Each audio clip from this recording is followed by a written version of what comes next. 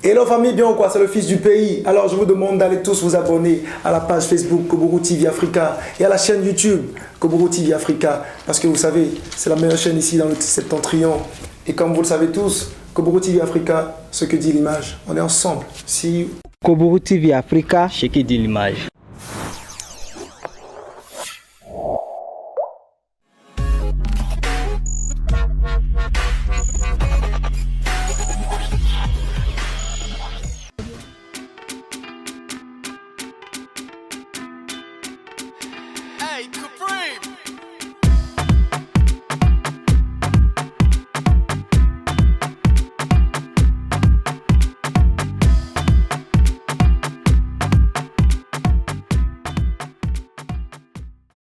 Bonjour amis sportifs, merci de prendre le rendez-vous de ce numéro de ce samedi 22 juillet de l'an 2023 de votre émission Koburu Sport qui s'intéresse dans sa rubrique Sport Actu local de ce match de gala entre journalistes et organisateurs du tournoi Ligue des Ligues. On s'intéresse également dans Sport Actu au plan local au tournoi de proximité, le tournoi bien évidemment Super League du quartier Ganou avec plusieurs résultats qui sont déjà disponibles. Le tournoi Olaki se joue du côté du stade Omnisport de Parakou. On va parler handball dans cette émission avec ASEC Handball Club de Djougou qui rentre dans l'élite avec sa victoire face à Espoir de Parakou dans le cadre de la journée de la Ligue professionnelle de cette discipline sportive. On va parler de la Coupe de l'Indépendance sur place ici à Parakou. Les finalistes sont déjà connus. Il s'agit de AS Al Salam et de Elite AC de Parakou. Dans Actu Sport National, on parle de Real Sport de Parakou qui a effectué sa rentrée sportive. Et la grosse information, c'est que Real Sport de Parakou, notamment l'équipe senior, sera délocalisée du côté de Ouessé.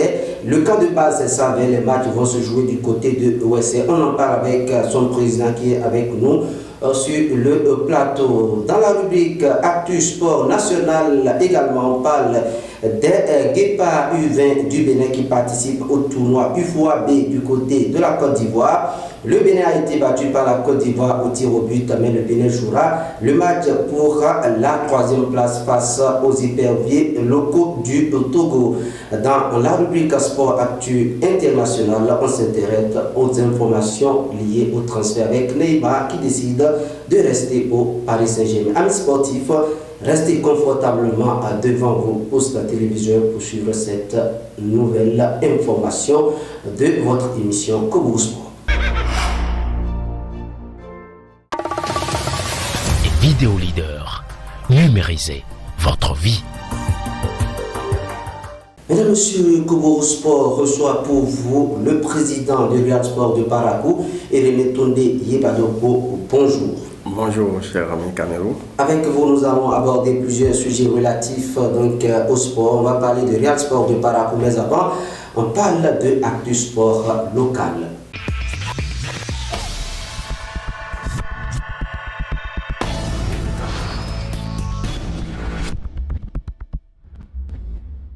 Actu Sport local, c'est ce match de gala qui a opposé sur le terrain du collège d'enseignement général de Guéma l'équipe de la presse, l'équipe des journalistes à l'équipe des organisateurs du tournoi Ligue des Ligues.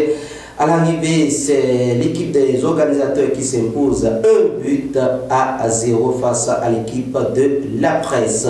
Le tournoi Ligue des Ligues se déroule à Guéma, fait donc massivement le déplacement pour suivre ces différentes rencontres. D'un tournoi à un autre, le tournoi Super League qui se joue sur le terrain de Ganou, quelques résultats déjà disponibles. Gep Jeunesse 1-0 pour Jeunesse, c'est dans le groupe A. LMB Boucher 0 but partout, toujours dans le groupe A.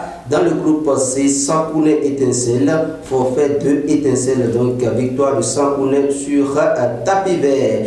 Pogmous Salam Sport 0 but partout entre les deux formations. Fait le déplacement du stade de Ganou donc pour suivre ces différentes rencontres. Sans oublier que sur le stade Omnisport de Parakou, il y a le tournoi Ola qui se déroule également. Sur le terrain des cheminots Petit Camp, il y a Ignace Fassino qui organise son tournoi des grandes vacances. On a dit la Coupe de l'Indépendance, c'est sur le stade Omnisport de Parakou. Les demi-finales ont eu lieu Et puis, les résultats, Salam a battu largement Taman 5 buts à 1. Elite AC s'est imposé 1 but à 0 face à Kabongo. La grande finale aura lieu au stade Omnisport de Parakou le 1er août 2023 devant les autorités, notamment le préfet du département du Borgou, le maire de la commune de Parakou et les autres autorités, le président de la Ligue départementale de football du Borgou qui est en même temps avec nous sur ce plateau. Donc la grande finale va opposer AS Salam à Elite AC de Parakou. Irénée Tourné Yibadouko, c'est vrai que vous êtes là en tant que président de Real Sport de Parakou. C'est à ce titre qu'on vous reçoit, mais vous êtes également le président de la Ligue départementale de football du Borgou. Puisqu'on parle de la Coupe de l'Indépendance, restons-y avec vous. Voilà, je dirais que le Caridas était déjà connu. Maintenant, les deux finalistes sont déjà connus. Vous avez suivi les deux rencontres au stade Omnisport de Parakou, c'était ce mercredi. Côté organisation, qu'est-ce qui se prépare pour la belle finale, rapidement? Merci pour cette occasion que vous nous donnez pour parler de la Coupe de l'Indépendance qui est organisée actuellement par la Ligue amateur départementale de football du Borgou. Et pour cette finale qui s'annonce déjà très prometteuse, et nous allons mettre les petits plats dans les grands et nous savons que nous n'allons pas faillir à notre mission parce que nous avons un parrain de taille, le préfet du département du Borgou qui est toujours à nos côtés pour qui met toujours sa touche pour que la finale de la Coupe de l'Indépendance soit toujours une réussite. Et je pense que pour cette fois-ci, nous allons encore améliorer ce que nous allons faire les fois antérieures et il y aura de l'innovation et ce serait du beau. Ce serait du beau, c'est la promesse du président de la Ligue départementale de football du Borgou. Prenez donc, amis sportifs, le rendez-vous du 1er août du stade Omnisport de Parakou pour vivre cette grande finale entre AS Al Salam et Elite AC de Parakou. On va parler handball rapidement, direction Djougou, où ASEC Handball Club de Djougou a lancé sa saison dans la ligue professionnelle en battant donc la formation de Espoir de Parakou 52 à 19, c'était à Djougou. Donc les protégés du président El Kamardine Soumanou ont battu Espoir de Parakou 52 à 19. La grosse rencontre qui attend ASEC, c'est le duel ce samedi au CAS de Parakou entre Buffle et puis la formation de ASEC de Djougou. Prenez donc le rendez-vous du CAS de Parakou pour suivre le handball. On parle à présent de cette rubrique Sport Actu National.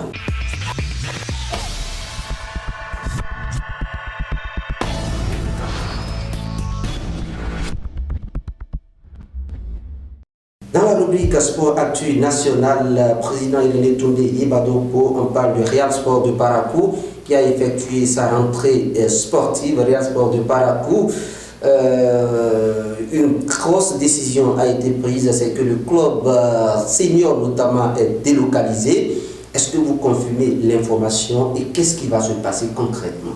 Merci, je dirais que vous ne trahissez aucun secret en annonçant ou en disant à vos téléspectateurs que le Real Sport de Parakou, à travers son équipe senior, va se retrouver dans les collines, et précisément Savé comme base et Ouessé comme le terrain d'accueil. C'est une réalité, mais je vous dirais que c'est une décision qui n'a pas été du tout facile à prendre. Mais nous avons des contraintes, nous avons été obligés de prendre cette décision pour quand même garantir un meilleur avenir à ce club-là. Alors la décision a été prise, c'était dans les coulisses depuis, c'est une décision qui a été mûrie avant d'être prise. Et quelles sont les implications? Oui, vous savez, nous travaillons dans un environnement qui nous paraît un peu difficile. Difficile parce que Parakou, avec tout cet amalgame de clubs, ne dispose pas d'un terrain omnisport. Le seul qui est là, c'est le gazon synthétique qui fait la beauté du stade. Hormis ce gazon synthétique, il n'y a plus grand chose. Et puis, vous savez, tous les clubs sollicitent l'usage de ce terrain-là pour pouvoir mener leurs activités. Et ce qui fait que nous travaillons à des heures qui ne conviennent pas aux enfants pour qu'ils puissent vraiment étaler tout leur talent. Donc, nous avons réfléchi pour dire, bon, on leur offre d'autres conditions de travail. On a exploré l'université, on a eu à adresser un courrier à l'université. Nous avons eu une réponse favorable. On travaillait à l'université, mais les plaintes ont continué. Donc, nous avons réfléchi pour chercher ailleurs. On a vu qu'à côté, il y avait une opportunité. C'était Ouessé. Mais je voudrais dire en toute honnêteté que nous avons eu la main tendue du maire de Savè. C'est la grosse implication. Et c'est lui qui vraiment nous a offert son hospitalité pour que nous puissions rester à Savè. Si Savè avait un terrain omnisport construit par l'État, on n'irait pas jouer nos matchs à Ouessé. Donc, dès que nous avons eu cette opportunité, nous nous sommes lancés là-dessus. On a mené les discussions et nous savons désormais que la commune de Savè, à travers le leadership de son maire, serait autour de cette équipe pour l'accompagner. Aussi, il y a eu un tandem entre le maire de Savè et celui de Ouessé, parce qu'à l'annonce des discussions que nous avons eues, il y avait eu un enthousiasme au sein de la commune de Ouessé aussi pour cette nouvelle aventure que le Réal Sport veut faire. Nous disons grosso modo qu'un club a besoin d'un public. Parce que si vous n'avez pas de soutien du public, vous n'irez pas loin. Et vous-même, vous savez que les recettes aujourd'hui, les finances aujourd'hui des clubs se basent seulement que sur les apports des mécènes. Mais un club professionnel doit rentrer de l'argent soit à travers les ventes de billets d'entrée ou à travers les transferts de joueurs. Voilà pourquoi nous avons réfléchi, on a dit, allons faire cette aventure, parce que si vous êtes un enfant qui est né dans une famille et que vous demeurez au sein de la famille, si vous vous sentez un peu, comment on appelle, vous constatez qu'il y a des difficultés pour à vous réaliser, vous êtes obligé soit d'aller louer ou bien d'aller acheter un terrain et construire. Là, vous prenez des responsabilités. Donc, c'est ce qui a été au niveau du Réal Sport de Parakou. Oui, rapidement, Président, l'équipe senior est délocalisée, mais l'académie reste, vous avez confirmé, vous confirmez cela? Il n'y a que l'équipe senior de football. Réal Sport n'est pas seulement que football. Réal Sport, c'est le basketball. Et on a une équipe professionnelle avec des catégories d'âge, surtout au niveau de l'équipe masculine. Nous avons les seniors et 5 catégories d'âge. Nous avons au niveau de l'équipe féminine 5 catégories d'âge. Et nous avons aussi le volleyball avec son équipe professionnelle et tout ce qui concerne les équipes d'âge au niveau du football. Donc tout ça reste encore dans le patrimoine de Parakou. Nous ne délocalisons que l'équipe senior qui joue en Ligue Pro du Bénin. Ça veut dire que les équipes qui voudraient affronter le Réal Sport de Parakou dans la poule, dans la zone nord, vont se déplacer désormais du côté de Ouessé pour les différentes rencontres. Le message rapidement aux populations de la commune de Parakou, rapidement, qu'elle perd déjà une équipe. Non, ce n'est pas une perte. C'est pas une perte. Et quand un enfant va louer ou bien va construire, peut-être que c'est aussi pour l'honneur de la famille.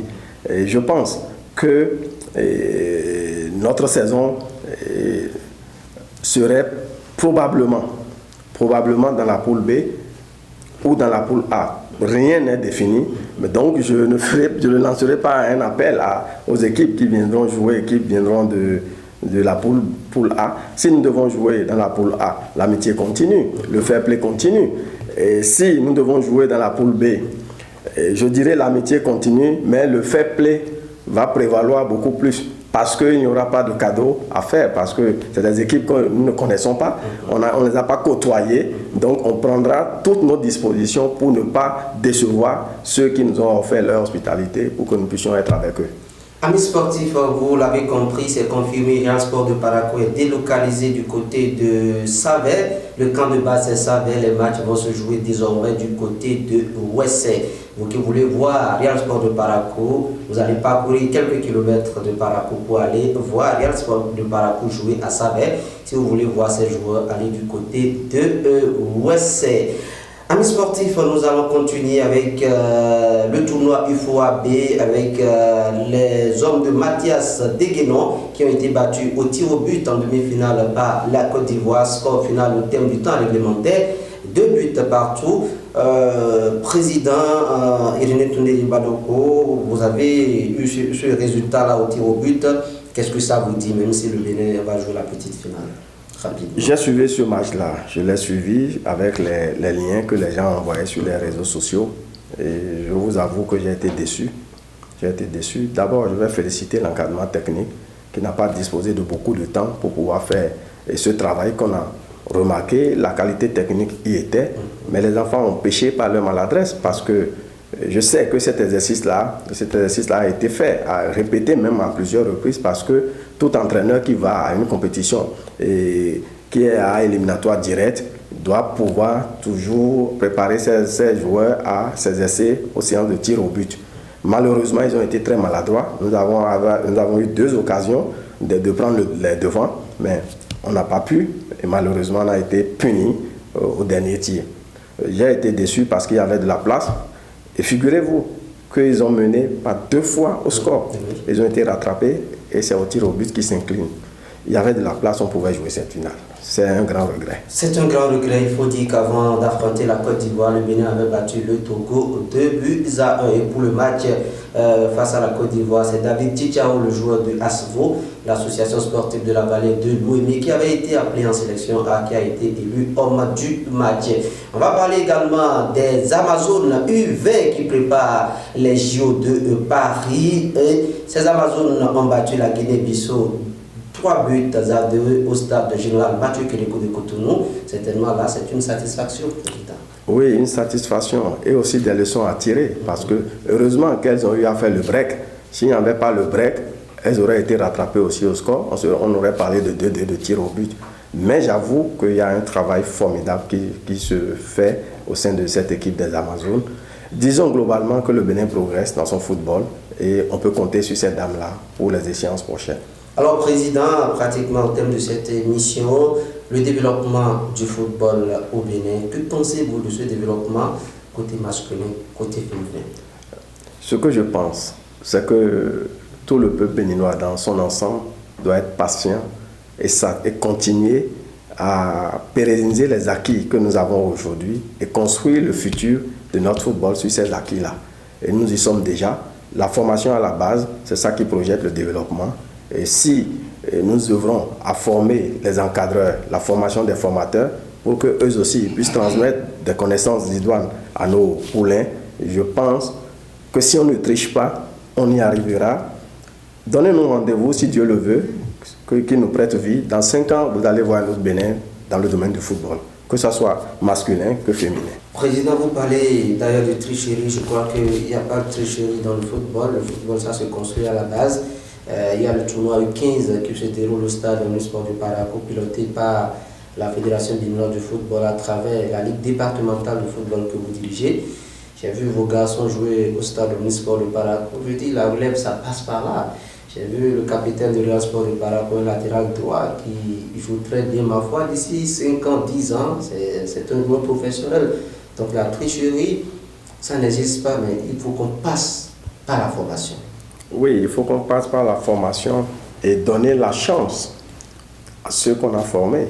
C'est ça le problème. Lorsque vous formez et le moment de promouvoir ces joueurs arrive et que vous allez chercher des renés, des gens qui ont 20 ans et vous les mettez en U17, quelle chance vous donnez à ceux qui ont été formés et qui sont réellement les enfants de U17? C'est de ça qu'il est question. Nous allons former, mais il faut faire confiance à ces jeunes formés et les promouvoir pour attendre un résultat dans le futur. Donc, une fois que le Bénin a compris, à travers sa fédération, qu'il faut exiger au club de l'élite d'avoir une catégorie U15 et qu'on les met déjà en championnat. Une fois que nous avons compris, au niveau de la fédération, qu'on dédie le championnat amateur au U20, ce qui est sûr, ce championnat de U20 sera un tremplin pour les enfants formés pour pouvoir éclore leur talent plus tard. Patiemment, si on peut donner à César ce qui est à César, nous aurons ce que nous voulons dans un proche avenir. On fait place à présent à la rubrique Sport Actu International.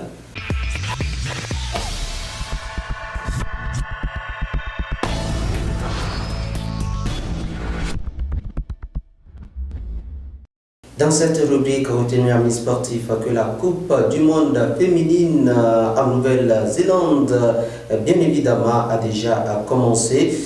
Prenez le programme des différentes rencontres. Info transfert, quelques infos transferts. Neymar qui décide de rester au Paris Saint-Germain, il a décidé d'enfiler encore le maillot et de rester au Parc des Princes, certainement pour remporter cette fois la Ligue des Champions, la Coupe de France et le championnat français avec le Paris Saint-Germain et Arsenal qui s'intéresse à Mohamed Kudus, l'international ghanéen qui joue actuellement du côté de l'Ajax Amsterdam, l'Ajax qui réclame 40 millions d'euros. Amis sportifs, c'est la fin de ce numéro de votre émission Koburu Sport de ce samedi 22 juillet de l'an 2023. On se retrouve samedi prochain pour un autre numéro.